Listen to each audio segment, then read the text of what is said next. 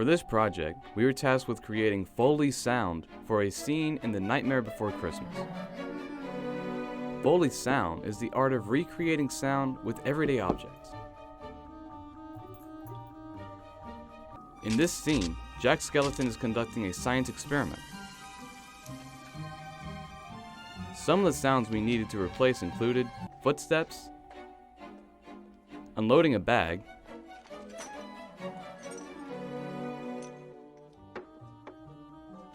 and bubbles. To make those sounds, we use air pump and water, folding paper, and other objects.